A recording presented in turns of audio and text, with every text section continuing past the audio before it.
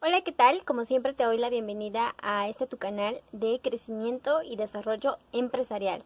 El día de hoy en este video pues te voy a platicar un poquito acerca del concepto de trabajo que tiene que ver tal vez con un concepto que no se ha abordado de manera propia en muchos videos, pero que, bueno, de este canal, pero que vamos a retomar en este video para poder comprender de mejor manera muchas temáticas que vienen más adelante. Sin embargo, el día de hoy quiero hacer alusión a algunos autores.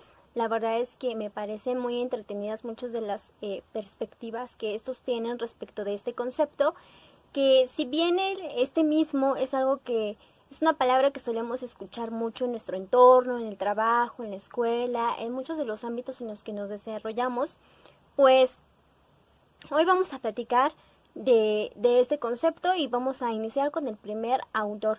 El primer autor del que te quiero contar pues es Carlos Marx. Fue el padre del socialismo científico. Una de sus principales obras pues fue El Capital junto a Engels en el año de 1867. Y bueno, la perspectiva de Carlos Marx iba más adherida a lo que es el materialismo y fue precisamente el concepto de trabajo que quiso adoptar como un intermediario y un pieza fundamental precisamente para la concepción de lo que fue el materialismo en esa época.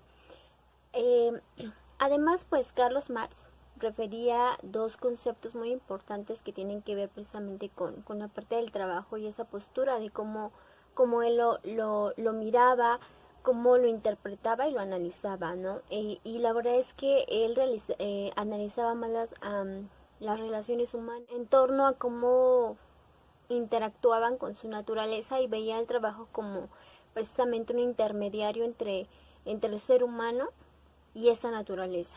Entonces, eh, sin embargo, él veía o también analizaba mucho lo que era la lucha de clases, en donde pues había una persona que podríamos llamarlo un perder y un ganar, porque finalmente el trabajador o la persona que realizaba una parte de producción para alguien, pues él al final del día vendía su trabajo como una mano de obra barata y el que ganaba pues finalmente era la persona que lo contrataba para realizar esa actividad o que se aprovechaba esa persona a través de diferentes medios para lograr que realizara esa producción y maneja pues dos conceptos muy importantes que a los que voy a hacer alusión en este video y pues tiene que ver el primero de ellos con lo que es la alienación, que es precisamente el proceso en donde una persona realizaba cierta producción o realizaba cierto trabajo para la realización de algún producto,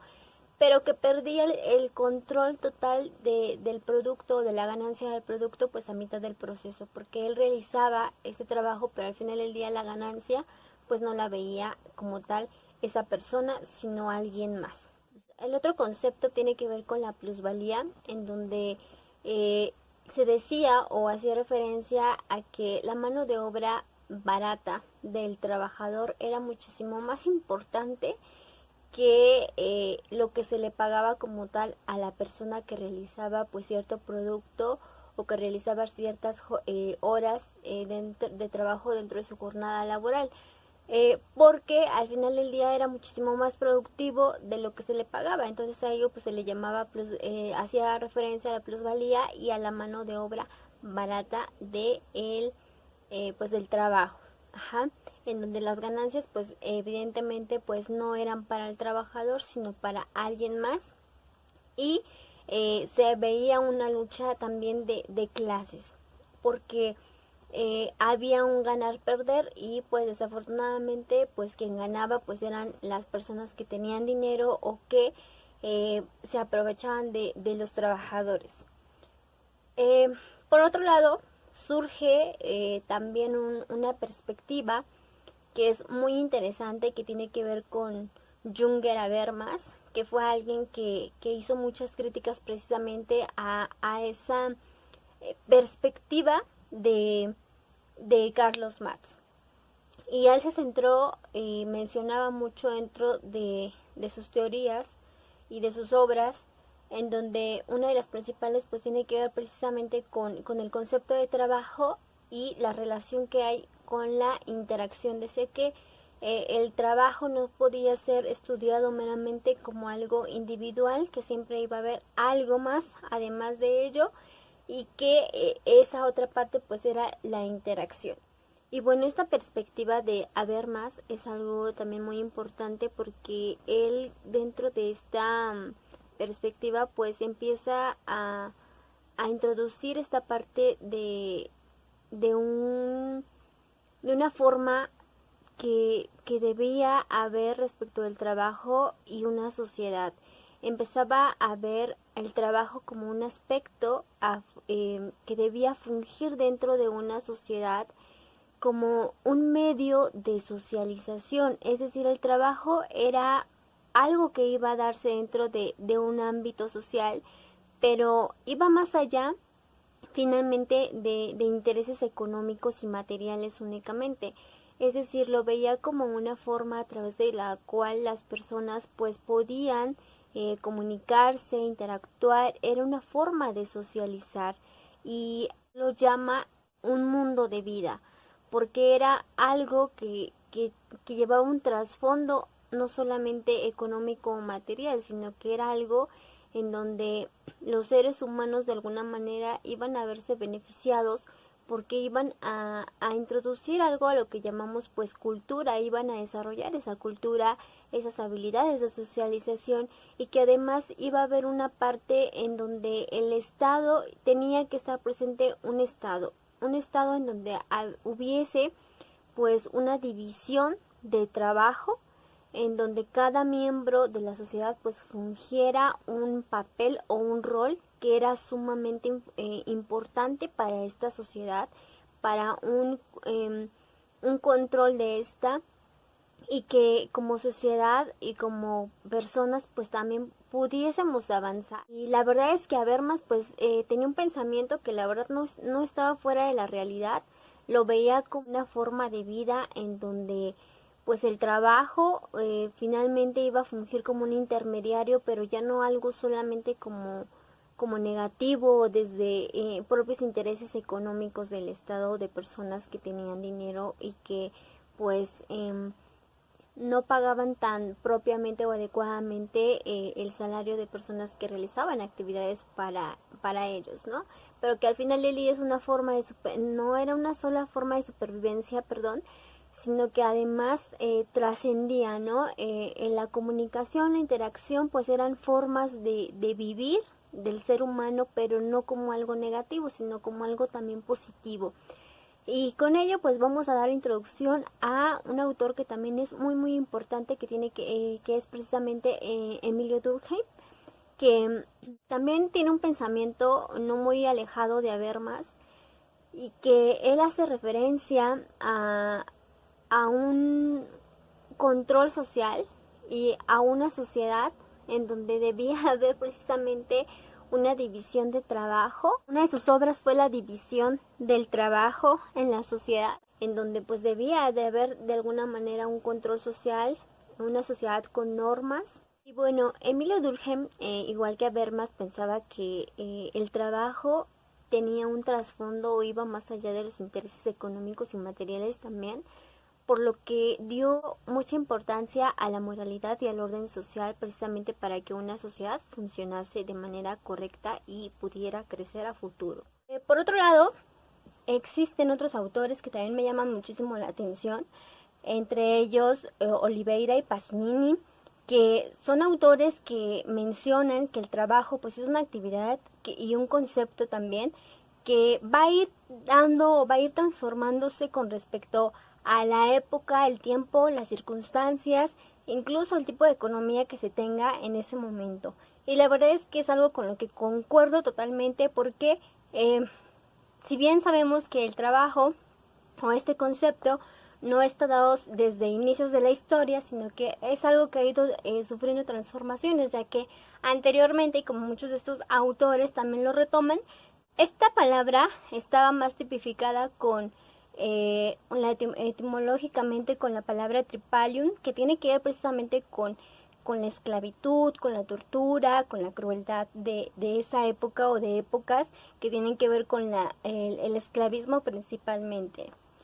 Sin embargo, existen también otras posturas que se van dando con el paso del tiempo, entre ellas no solamente lo que acabo de comentarles de nuestro queridísimo y admirado Carlos Marx, sino que también existen autores, por ejemplo, como Weber, que él se atrevió a dar una definición desde una perspectiva pues ya muchísimo más positiva, ya que mencionaba que el trabajo también tenía que ser algo dentro de lo cual se manejaba no únicamente desde una parte en donde debía de haber un estado, una organización y dividido en varios subsistemas para poder funcionar y crecer, sino que además hablaba de una parte que tiene que ver con la autorrealización, en donde, bueno, esta tenía que ver precisamente con el desarrollo y con el desarrollo de las habilidades y capacidades al 100% del ser humano.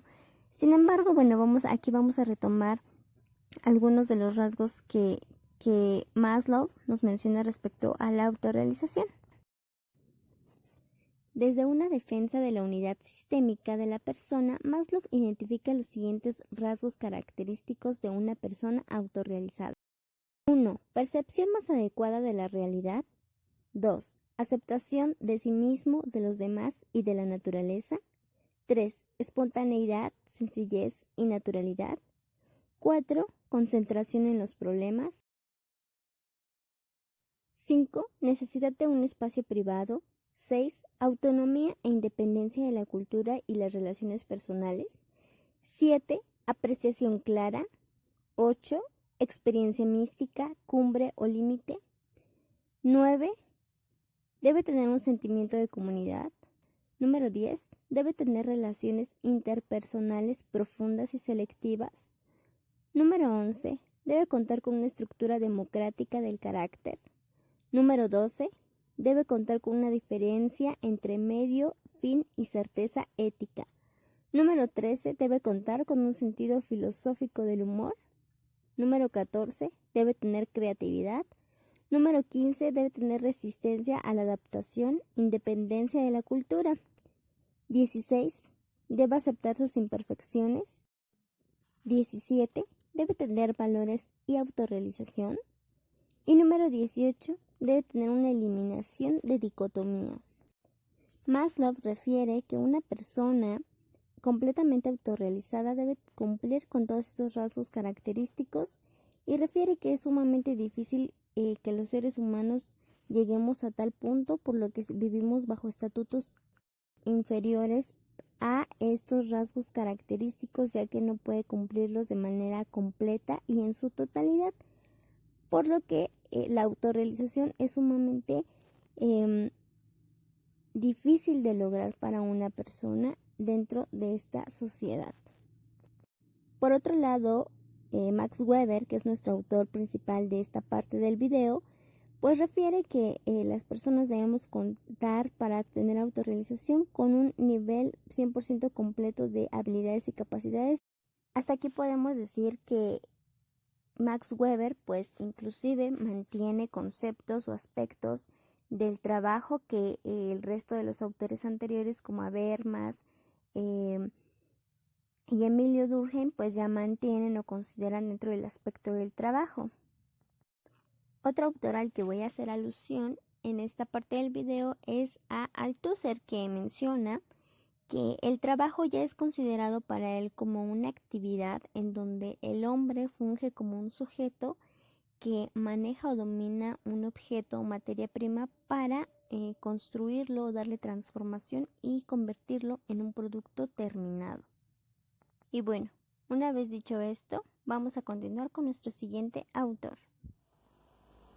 Ahora, también existen autores como Rabault, que evidentemente también en su momento dentro de su literatura también llegó a compartir algo acerca de este primer concepto que tiene que ver con la tortura o esta palabra etimológica y el esclavismo, pero también nos menciona 3 acepciones a él, así lo llama él. Yo quisiera considerarlo como vertientes, o ejes del trabajo, porque finalmente el trabajo, independientemente de que tú tengas tu propia empresa, seas empresario o que seas un trabajador, pues tiene, como lo mencionaba, aspectos tanto positivos como negativos, pero aquí él lo maneja como acepciones. Y la primera acepción pues tiene que ver con una acepción social. Esta primera acepción tiene que ver más en el sentido de que como miembro de la sociedad pues también cumples un rol para tu propia supervivencia. La segunda acepción que nos comparte Rabao dentro de su literatura pues también es precisamente una acepción económica que tiene que ver precisamente con el consumismo, con obtener bienes materiales, que bien es conocida como una necesidad sentida del ser humano y que no es mala siempre y cuando lo haga de forma correcta y adecuada. Esta tercera acepción que es ya jurídica, que tiene que ver precisamente con un contrato de trabajo en donde hay un trabajador y un patrón o un jefe que paga, ¿no?, un salario o a cambio de una actividad, pues brinda una remuneración determinada dependiendo del puesto de trabajo. Y bueno, esto en cuanto a Rabao. Sin embargo, también existen tres posibilidades, así las llama este autor, que es Blanche Rivas. Él menciona tres posibilidades, en lugar de excepciones las llama posibilidades también del trabajo. La primera de ellas tiene que ver precisamente con lo que mencionaba anteriormente con del término tripalium, que hace referencia a la tortura, a la crueldad, al esclavismo. La segunda posibilidad es como una forma de supervivencia, así es como lo maneja. Y la tercera tiene que ver más con con lo que mencionaba el autor Weber, con esto que tiene que ver con la autorrealización, ajá, y de sentir que tenemos o el ser humano tiene una misión en la vida. Eso le beneficia, él lo ve tanto de forma positiva como negativa también, pero al final del día a mí me gustaría ya mencionar, después de ver estos autores, que la verdad es que todo en la vida va a tener siempre una vertiente positiva y una negativa. Cuando no se maneja en equilibrio o no hay un equilibrio de estas.